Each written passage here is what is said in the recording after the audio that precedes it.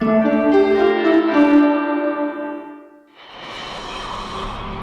this edition of Neighborhood Views, What's New Malden? See what's on tap at Idle Hands Craft Ales, the new brewery and taproom that just opened up on Commercial Street. Travel back in time with Classic Diners of Massachusetts author and local expert Larry Cultrera. And go on the hunt for Picachu in Malden, thanks to the latest Pokemon Go craze. What's new, Malden?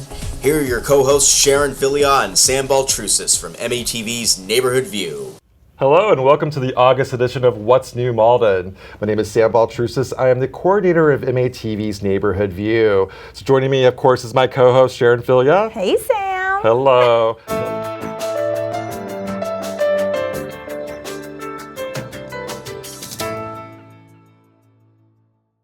So we have your two favorite topics. We have food and hair. So Pokemon Go, that's the latest craze. Tell me about that. Well, all I know is that it's very obtrusive. People are in the street, they're searching for this thing, they're getting into accidents, so I don't know. It can be a good thing because it's getting people out of the house, but also people aren't paying attention to their surroundings, so that can be a bad thing. So I'm not sure about it yet. So you and I recently went to the opening of Idle Hands Craft Ales. Yes, that was so much fun. And I was able to interview Mr. and Mrs. Picachu, the founders and owners of Idle Hands. And what struck me about them was just how much of themselves that they put into the opening of their establishment. And along the way during the year journey that they took, they had a little one, so that kind of added to the stress of it. But they came through with flying colors. And it was a wonderful grand opening. So we're going to run the clip of Idle Hands, the grand opening.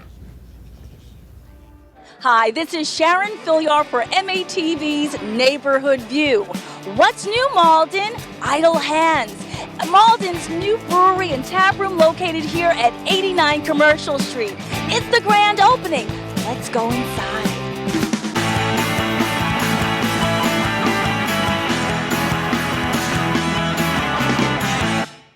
We are here with the owners and founders of Idle Hands, Mr. Chris and Grace Picachu. Thank you so much for joining us here at the grand opening. Thank you. Thank you for having me. Now, this journey began about a year ago. How did all of this start? Well, we had another facility in Everett, and we basically got kicked out because of the casino that's going in there. So we were desperate to find a new location. Put out the feelers to a lot of the local cities and towns around here, talked to Kevin Duffy in the mayor's office, and he was very, very accommodating. He said, come check out Malden, we have some properties I think you'd be interested in. And sure enough, there was this wonderful property right here, right next to the downtown area, and it was a perfect fit for what we were looking to do. It most certainly is. And Grace, tell us, so what was the final deciding factor for you to come to Malden? Did you have other cities that you were interested in locating to? I think it was really important for us. I mean, certainly we wanted to stay close to the Boston market, close to where we started with our fan base and everything. I think it was really just a matter of finding something that really met all the needs, kind of thinking about people coming in from the city, people driving in. We, at the same time, had just started our own family, so being cognizant of the family factor as well. So I think it was just a combination of all these wonderful things coming together, which made it just perfect. Wow. And now you have a tremendous menu. And you mentioned earlier that you and your wife actually put together the recipes for all of the beers. How difficult was that? Well, it's like anybody who has spent a lot of time in the kitchen. You become very comfortable with the ingredients that you're used to. And then it's figuring out how to manipulate those ingredients to get the flavors that you're ultimately searching for. So, I have a background in home brewing, and that's how I started in this crazy industry, I guess. And I spent 18 years doing that, and just kind of spending a lot of time playing with different ingredients and styles and recipes and yeasts to come up with flavors that I really enjoyed. So, Ms. Grace, do you have a favorite beer that you prefer? Well, I'd be remiss without saying that I love Blanche de Grasse. Truth be told, it's named after me, but it's also one of my favorite styles. It's a Belgian wit. It's very refreshing, perfect for the summer, light, but just has a lot of, particularly the way that Chris brews it, just has a lot of character to it. It's not like a single noted beer. So. Amazing. here at the grand opening of Idle Hands. I'm proud to have with me Mr. and Mrs. Brian and Nicole Palazzolo, the owners and proprietors of Mystic Station, located on Prospect Street in Malden. So, Brian, why is Idle Hands important to you? Idle Hands is very important to us on many different levels. Chris and I have been working together for a couple of years now since we opened Mystic Station. He's been providing us beer, excellent beer, that our customers have grown to love. And him moving here to Malden is just going to grow us even further together, our relationship. That's great. So you've been working with them even before they opened up here. So what made you partner with them, with Idle Hands? We like to work together. They give us good beer, and we're actually going to be providing some food for them here at the brewery. So it works out perfect for both of us. It's a great relationship we've built over the past couple years, and we're looking forward to the future. So if you're thirsty, come on down to Idle Hands, located at 89 Commercial Street here in Malden. Welcome back to the August edition of What's New Malden. Again, I'm Sam Baltrusis, coordinator of MATV's Neighborhood View. Joining me now is the expert on local diners, Larry Cultrera.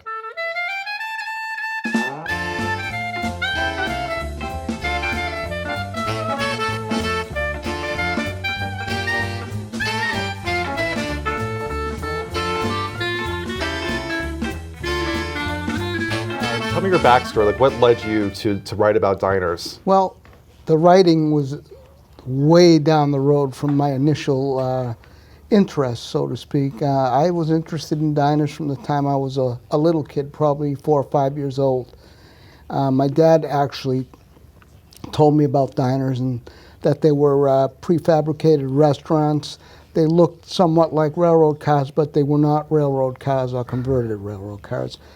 And so I knew this from a young age, and I was very observant when I went on rides in and around the greater Boston area, and I noticed all the diners that we had at that time in the late 50s, early 60s.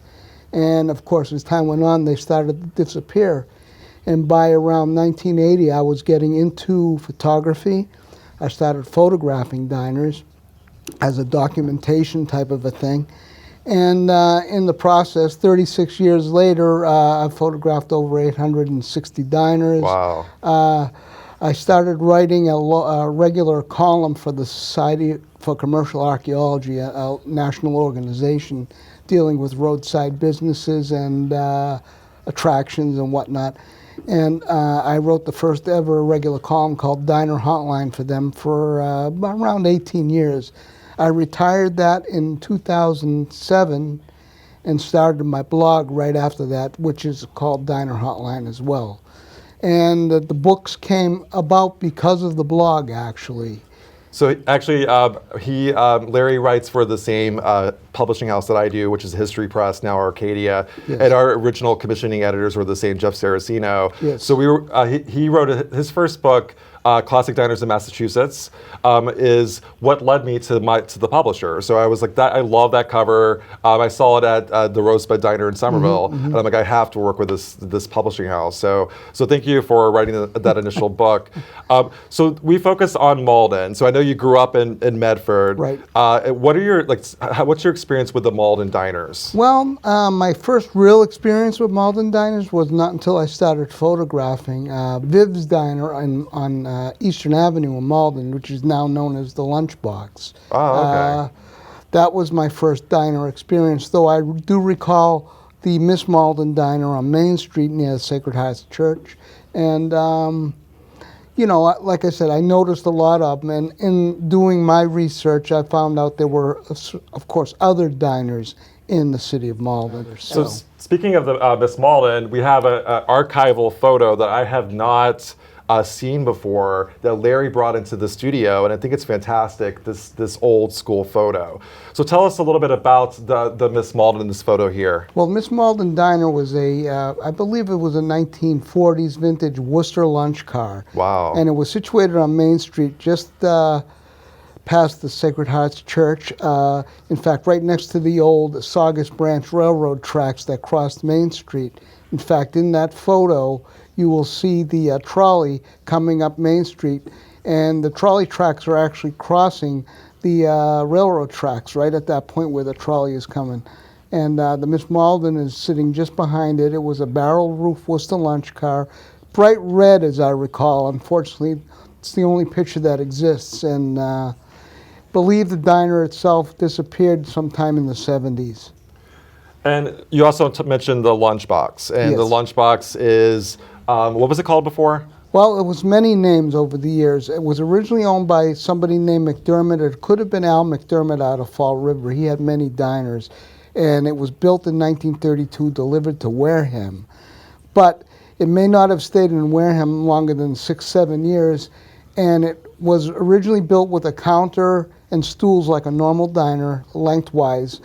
And in about 1937 or so, the Worcester Lunch Car Company, which built the diner, reconfigured it to be more of a lunch wagon with a serving counter down one end with a kitchen behind it. Wow. And then stools along the windows and a large, almost like community table in the middle. So it was kind of a unique experience for a normal diner. It wasn't set up as a normal diner. And this one here, when I first went to it, it was called Viv's Diner in the 1980s. And it eventually had other names like Rose's Little Red Diner. It was called Lulu's in the early 2000s, and then it became the Lunchbox Diner, which it is today. So when I mentioned that we were bringing on an expert on diners to the show, people were like, they lit up. What is it about diners that people love?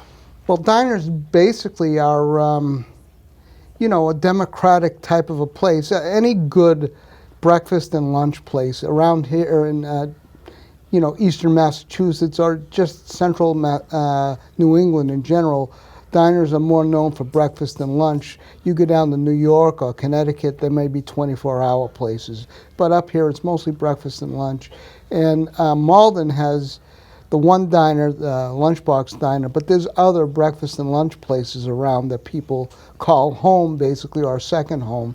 It's a local place to, shoot the breeze and have a cup of coffee, talk politics, talk whatever you want to talk about. Hopefully not argue, but anyways, there's a sense of community.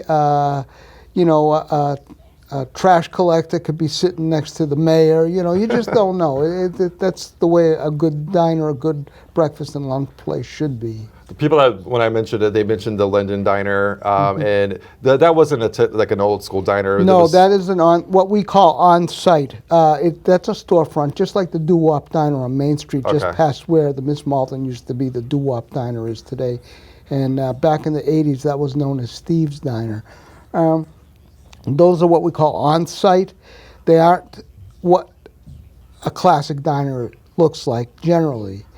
But the food, the ambiance can be diner-like, and that's what they go for. And, there's Robert's Broken Yoke down on Broadway, Franny's in Maplewood Square. There's all these breakfast and lunch places. The Donut Villa over in Highland Avenue at the shopping center, they're good breakfast and lunch place too.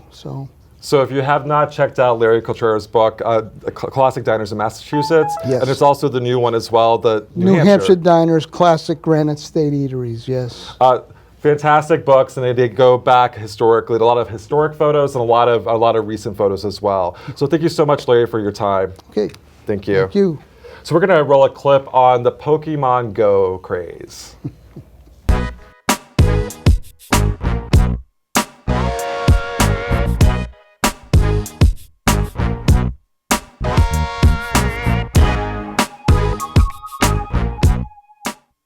What's new, Malden? Pokemon Go.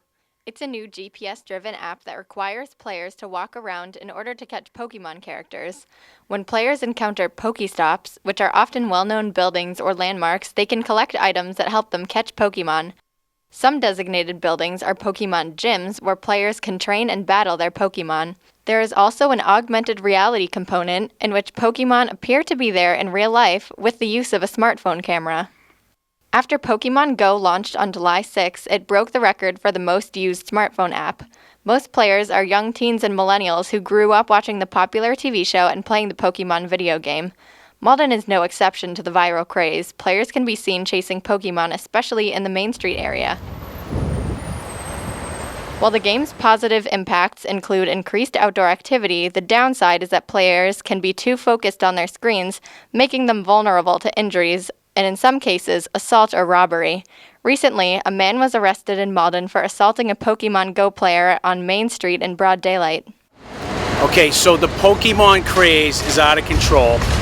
We've had, Friday night we had 3 calls of crowds of Pokemon gatherings trying to find Picachu and whatever the other characters are. So we were calling ourselves the Pokemon police on Friday night. If you plan to play Pokemon Go in Malden, please be aware of your surroundings and as non-disruptive as possible. Here are some tips for where to find Pokestops and Pokemon in Malden. Many of the local Pokestops have an artistic theme, such as the painted boxes, the painted benches at the tea station, and the Malden Spirit mural. Other stops include the First Church, Mystic Station, and the Stargate. Right there, Vic. If you're looking for a gym, head to the First Baptist Church or the Malden Trust Company. Some local hotspots for wild Pokemon are the high school and the tea station, but we also found Pokemon at Malden Government Center and even inside our very own MATV office. Take a look. Ron, there's a bat in your office. You're kidding. Where? My gosh. Catch it. I'm trying. Get that bat. It's in front of you.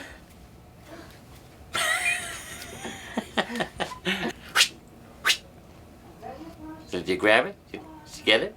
Yes. All right. I got it. We got it. Yeah. All right, onward. Pokemon Go. Hi, we're back. With me now is Miss Shannon Lee of Shan Lee's Hair Design, located in South Weymouth. Thank you so much for joining us. Thank you for having me. Oh God, there's so much to talk about. You are just an artist and you're a hairstylist extraordinaire. So where do we begin? So let me ask you this. We were talking before we came on about how you started doing hair. Well, a little joke I like to tell is that I started at 5. I gave my first haircut at 5. Wow. I've always been a very artistic person, so it made sense. Right. And you started at 5, and so you were telling me, I thought it was very interesting, that you love hair, you love color, and that you would do it for free. I would do it for free if I could. Why is it so fulfilling to you? Because every person's different. Every person is a new canvas, and you get to have fun with it. Like me personally, I have fun with it. I'll work 10 hours with one client. Wow. Yeah. Do you and the client work in concert together to kind of figure out the color scheme, what you're going to do, or do you decide everything? Yes and no. They'll give me an idea of what they want and I run with it. Wow. And so I presume that you probably mix the colors because you just can't buy a stock color. Well, you can, but that's not the best way to do it. The best way is they're actually, they're direct dyes, and they come out of the tube. It's Pravana, and they come out of the tube as a color, but the best part is making a color specific for that person. Wow, and you have to actually look at their skin color, their face, the proportion. There's a real skill set involved. And you've only been in the business for 10 years? Less than 10 years. Wow. Yeah, about 6, 7 years. And you've really gained some traction. Specifically, you are part of Raw Boston. Tell us about that. It is an art show. Wow. So they contacted me via email because they liked what they saw on my Instagram. And they invited me to be on stage. They had me fill out an application, but they said it wasn't mandatory. It was just for my discretion. Right. And it's August 25th, and it's at Mix 360 here in Malden. Yes, and exactly. I'm nervous. No, you'll be fine. You know, just do what you do. Now, one other thing I'd like to ask you about. I love your sleeves. Now, is this all part of your artistic expression? Absolutely. Wow. Everything I wear too. Do you have any particular favorite tattoo? As of right now, I have this one, but my artist is insane, and it's a cover-up, as is my whole sleeve here. It's all cover-up work. I got bad work when I was younger. You know, the cheap stuff. And as you get older, what you pay exactly. for. As you get older, you realize it's worth the money. Yes. And that's actually what I have to tell people. And where I am, you know, I charge a lot compared to what they're used to. Right. But if you go into Boston, it's triple that, and you get what you pay for. You do, but also too that added dimension that you bring your passion for what you do. I've been a hairstylist, and you can tell when they're just kind of doing it. You know, they're working a job, but you actually put your heart into it. I get excited. Right, and that is priceless. Yeah. So tell us your website and your Instagram hashtag. Okay, so it's at Shanley Hair, ShanleiHair. I have to learn how to spell. And then from there, you can see my actual website, and you can also get tickets to the Raw Artist show under me as the artist. That sounds great. Well, thank you so much for joining us. Thank you so much. It was great to meet you. Wow. Thank you for having me. Thank you so much. And now we're going to cut to actually another hair piece. It's about Fillyaw Salon, where they do African hair braiding, Senegalese twists, and cornrow. So we're going to take a look at that right now. Thank you.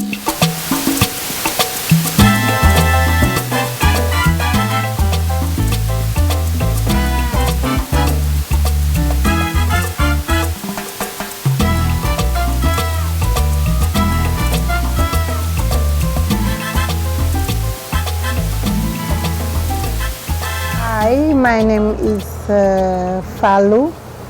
I own the salon Fallou African Hair Braiding. And first of all, I would thank you guys to come to my shop for this occasion. I'm doing hair braiding over now 15 years in the United States of America. It's a part of our culture. You learn the braiding at age 7, 8 years. That means the style we call Senegalese twist. That's the first time you learn at age 7, between 7 and 8. I learned that from my auntie, and I still go to school. And all of the girls in my country, they learn doing hair, and they still go to school. They graduate from school and have a good degree and have good job. And they're still doing the hair braiding. That's this part of our culture. I was braiding her since she was little. That's right. Yeah, I was braiding her. Remember, she used to cry. Yeah, she used to cry at the time. Braiding, like I said, it's not easy. That's a very, very hard job. It hurts your fingers, your back, your feet, your neck. It takes a lot of hours for the customers. And also, I'm thanking the customers to come, because the braiding takes a lot of hours, and they have the patience like us too. Because if you have a customer and she sit on the chair for 6 or 7 hours at least, and that's a lot of hours. And you stand on your feet to do her hair, and the customers, they are very, very comprehensive sometimes, you know, and anything you do for them, they say, oh, Fallou, I like your job, you do a great job, you are humble, you respect your customers, and that's a very big thing, you know, that's a very big thing. When customers are called to make an appointment, some customers, they make an appointment over the phone, and you help them over the phone. Sometimes they send you a style in your phone, and you check the style and call them back and tell them, yeah, I can do that. That's what it costs. That's how long it's gonna take to do it. Some customers, they walk through to the shop to get the books, so I can help them to choose the style they want and tell them what's going on and everything. And some customers too, they come sometimes call and say, I have 2 children to bring to the shop, or 1 children. But I say it's fine by me. When the children come, they are comfortable here. It's not easy to open a business like everyone. You have to struggle. It's gonna take time. You have to try everything to get here. Any kind of people come here to do their hair, weaving or braiding. and they like the job we done for them, and they keep coming and send me some people. So I even have some customers coming from far too, drive like 4 hours, and I thank God for that. I'm very, very grateful, and I think like God will give us more than that, and everybody who has business around the world. And then God bless America too, and make peace in America, like make everybody comfortable and safe in United States America. Thank you. Welcome back to the August edition of What's New Malden. That clip was awesome. That was a wonderful piece. She seemed like a very, very nice lady who really enjoys her craft. We were just talking off camera. That brings back many memories from when I was a little girl of having the cornrow done. And your head hurts for about 3 days from the pain of the braids. So you also like the fact is that I like the. What did you think of the Shannon Lee interview as well? Oh, it was wonderful. She's so passionate about her craft. You know, she was a little nervous before the interview, and I said, "Speak from your heart," because she loves what she does. And whenever you have someone who loves what they do a remarkable job, and that just comes through. But she said all her life that she's been very artistic, and it's just part of who she is. I love the interview with Larry Cultrera. It was great to see those old photos of what Malden was like back in the day. And he's full of trivia. So the movie The Blob, he said that was filmed in the Downingtown Diner. Who knew? I didn't know that. And neither did I tell you. So we are working on a regional news show. It's called Beyond Boston. We have been selected for the August, which is the premiere of the new show. That's and I'm right. happy to announce that we have 2 winners of a national award, Marcia Minong and Karen Lynch. Yes. They did a fantastic clip on homeless families. Oh. I was in a relationship. I was married for 10 years. I wasn't allowed to work or anything like that. But I finally got the courage to, decide for myself what to do for me and my kids, because I was being physically, mentally, and sexually abused. And I finally got out. I got me a job, but it only lasted a couple of months, because when I least suspected, he showed up at my job site with my kids and all their clothes and just dumped them there. And I had to leave work. And when I went home, my furniture, all my belongings was in the yard. The locks were changed, and so I lost my home and my job. It's a moment that you really don't know who to go to or whatnot. My mother was also living with me, so she became homeless herself. My sister took her in, but she only had a 2-bedroom. So I was basically staying with friends, here and there, but I felt like I was being a bother. I didn't have no job either. It was difficult. I would sleep in cars with my kids. Until one day I just decided to just get a suitcase, one for each of us. And I just went into DTA, and I was there all day, no food, no nothing, until they placed me in a hotel. A lot of people say it's very uncomfortable, you're in a room, but it's way better than having to sleep in a car or being in the street, cold, especially with your children. As soon as we got there, we were just happy that we had a bed. It was air conditioned. They was just happy. You can't cook or anything like that. Sometimes your food goes bad, but it's a blessing to have a roof over your head. Yeah. Clip was awesome. There were 2 of my students who was part of Neighborhood View, and they just did an amazing job. So we're going to air that clip on the regional show. That sounds great. I'm so proud of Marcia Minong and Karen Lynch. So congratulations, you 2. They worked so hard on that very, very moving piece. So we're going to give you a sneak peek of the new show, Beyond Boston. Thank you, and have a great month.